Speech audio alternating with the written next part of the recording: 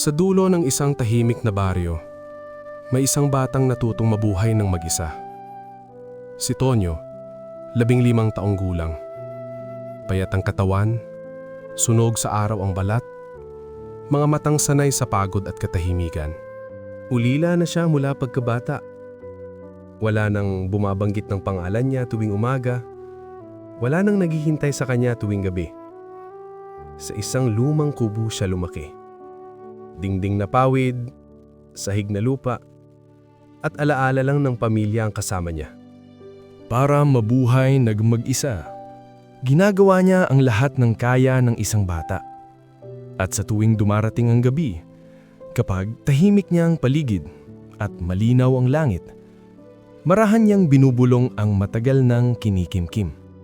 Kung naririnig niyo po ako, sana alam niyo na pilit pa rin akong lumalaban. Bago pa sumikat ang araw, gising na si Tonyo. Hindi dahil may tumatawag sa kanya, hindi dahil may nag-aalala kung late na siya.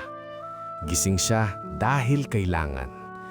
Dahil sa katahimikan, siya lang ang bumabangon sa umaga. Sa loob ng kubo, tahimik ang hangin. Walang tunog ng kutsarang humahalo sa tasa. Walang boses na nagsasabing mag-ingat siya. Ang lumang dingding at sahig tila nagbabantay sa kanya. Ngunit hindi ito nagbibigay aliw sa puso niyang mag-isa. Lumabas siya at tumapak sa malamig na lupa. Ang hamog, dumampi sa kanyang mga paa. Parang paalala na ang mundo ay tuloy lang, kahit siya'y nag-iisa. Sa baryong ito, sanay na ang umaga sa katahimikan. At sanay na rin si Tonyo roon, kahit minsan ay masakit sa puso. Habang naglalakad siya sa makitid na daan, pinagmasdan niya ang mga bahay na may usok sa kusina. May mga batang tinatawag ng kanilang magulang, may mga tinapay na hinahati sa mesa. Ang mga tunog at amoy na yun, parang isang pahiwatig ng buhay na hindi na para sa kanya. Huminto siya sandali. Hindi dahil naiinggit, kundi dahil minsan masakit lang talaga maalala ang mga bagay na hindi na babalik. Ang mga yakap at ngiti na hindi na mararamdaman. Tumulo ang ilang luha sa pisngi niya. Hinaplos niya ang sariling mukha at marahan niyang sinimula ng paglakad muli. Dahan-dahan, tila bawat hakbang ay may dalang bigat sa puso. Sa gilid ng baryo, may maliit na tindahan. Hindi palaging bukas, hindi rin palaging may laman. Isang umaga, habang nagwawali si Tonyo sa tapat ng kubo, may naamoy siyang pamilyar. Mainit, malambot, tahimik na umaalingaw-ngaw sa sikmura. Hindi siya lumapit agad, hindi siya humingi. Tumayo lang siya roon. Parang batang takot umasa. Parang natatakot na baka bigla na lang itong mawala. Napansin siya ng matandang nagtitinda. Kanina pa kita nakikita riyan, iho.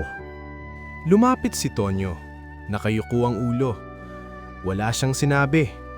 Ang puso niya ay puno ng kaba. Hindi sa takot, kundi sa kakaibang init ng atensyon. Isang init na matagal niyang hindi naramdaman.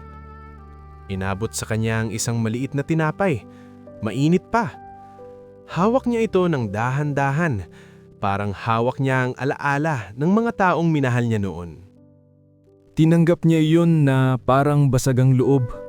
Parang natatakot na baka mawala ulit. Ngunit sa loob niya, may maliit na kislap ng pag-asa. At sa unang kagat, hindi gutom ang unang umiyak sa kanya, kundi alaala. Alaala ng init ng tahanan, ng boses ng nagmamahal, at ng mga yakap na hindi na niya matatanaw. Tumulo ang luha sa pisngi niya. Habang numunguya ng tinapay, biglang bumalik sa isip ni Tonyo ang isang lumang tagpo. Isang kamay na humahawak sa kanya. Malambot, ligtas, puno ng init. Isang tinig na marahan. Dahan-dahan lang. May bukas pa. Napahinto siya. Parang huminto ang mundo sa paligid niya. Hindi niya alam kung bakit nanginginig ang mga kamay niya. Bakit biglang mabigat ang dibdib niya. Parang pinipisil ng alaala ang bawat himay ng puso niya. Umupo siya sa tabi ng daan. Hawak-hawak ang natitirang tinapay. Ang init nito ay sumasagi sa balat. Parang paalala na may maliit pa ring kaginhawaan sa mundong ito. Ganito ata ang amoy noon. Tumulo ang luha niya, dahan-dahan, hindi dahil sa gutom, kundi dahil may mga bagay pala na kayang buhayin ng simpleng tinapay. Mga alaala, mga halakhak at yakap na nawala, mga taong minahal ngunit hindi na nakikita, mga pangakong hindi na natupad, ngunit biglang ramdam niyang hindi pa huli ang lahat. Sa bawat kagat, sa bawat hininga, naiyak siya at ngumiti ng tahimik. Parang muling nabuhay ang mga alaala, masakit, matamis, at puno ng pag-asa. Pagsapit ng gabi, bumalik si Tonyo sa kubo. Tahimik ulit ang paligid. Walang tunog ng bata, walang sigaw, walang yapak. Ngunit iba na ang pakiramdam niya ngayon. Parang may mabigat na nakasandal sa dibdib niya. Isang lungkot na matagal nang naroroon at sabay nitong humihikbi sa katahimikan. Umupo siya sa harap ng pintuan. Ang mga kamay niya ay nagkalapat sa tuhod. Ang mga paa ay nakatapak sa malamig na lupa. Tumingala siya sa madilim na langit. Ang bituin ay kakaunti at ang buwan ay nagkukubli sa ulap. Hindi siya humiling ng yaman. Hindi siya humingi ng miraklo. Ang hiling niya ay simpleng lakas lang. Lakas upang harapin ang bawat araw. Lakas upang hindi bumigay sa gitna ng kawalan. Mahina siyang nagsalita. Parang may kausap na matagal ng tahimik. Isang boses na hindi niya nakikita. Ngunit ramdam niya sa bawat hibik ng hangin. Hindi ko po alam kung hanggang kailan ko kaya. Pero susubukan ko pa rin bukas. Susubukan ko pong tumayo kahit mag-isa, kahit walang makakapansin sa akin. Susubukan ko pong manatiling matatag. At sana po may araw na muli akong mararamdaman ang init ng tahanan. Humigpit ang hawak niya sa sarili niyang tuhod. Parang pinipigilan niyang bumigay. Parang pinipigilan niyang umiyak ng buong puso. Sa baryong ito, walang pumapansin sa tahimik na bata. Wala ni isang matang nagmamalasakit sa bawat hakbang niya. Ngunit sa gabing iyon, may isang pusong piniling magpatuloy. Kahit walang kasiguruhan, kahit mag-isa, kahit punong-puno ng lungkot at pangungulila.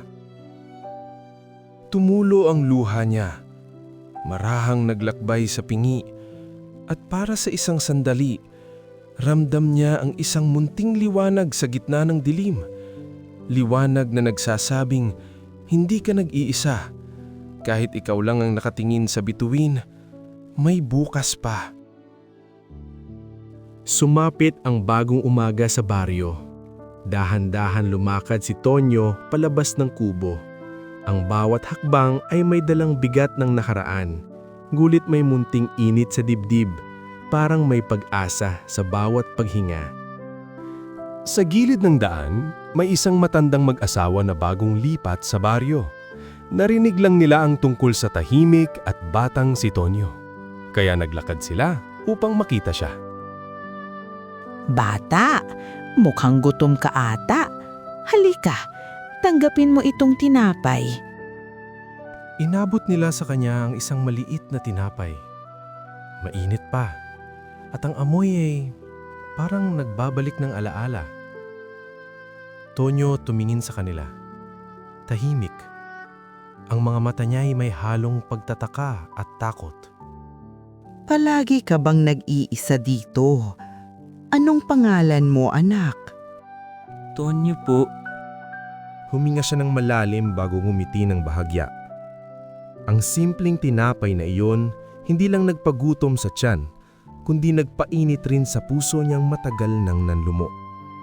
Sa tahimik na baryo sa unang sandali ng kabaitan, natutunan ni Tonyo na may mga taong handang magmalasakit kahit hindi mo sila kilala, at sa bawat bukas, may bagong liwanag na naghihintay. Hindi nasusukat ang buhay sa kung gaano ka kaaga na iwan o kung gaano kabigat ang iyong pinagdaanan. May mga batang tahimik na lumalaban araw-araw, walang hinihintay na tulong, walang inaasahang yakap, pero patuloy pa ring tumatayo. Ipinapakita ng kwento ni Tonyo na kahit sa gitna ng matinding pag-iisa, isang simpleng kabutihan, isang tinapay, isang tanong, isang malasakit, ay kayang magbigay ng pag-asa at lakas para magpatuloy. Minsan, hindi natin alam kung gaano kalaki ang nagagawa ng maliit na kabutihan sa pusong halos sumuko na. At minsan, ang liwanag ay dumarating hindi bilang milagro, kundi bilang taong marunong makinig at umunawa. Sa huli, paalala ang kwentong ito na habang may puso pang handang magmahal, walang batang tunay na nag-iisa.